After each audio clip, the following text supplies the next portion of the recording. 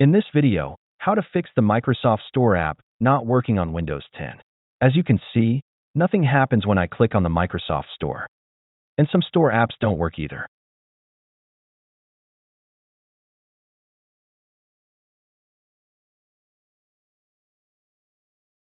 To fix this, let's right-click on the Windows Start icon and then open PowerShell as administrator. Run this command to re-register all built-in Windows apps for the current user. This is a common fix for problems like a missing or broken Microsoft Store. You can safely ignore this error message.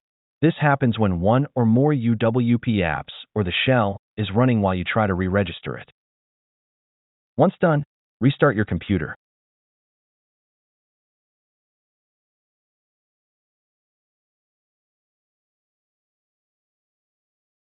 As you can see, the error is gone and the Microsoft Store is working as expected.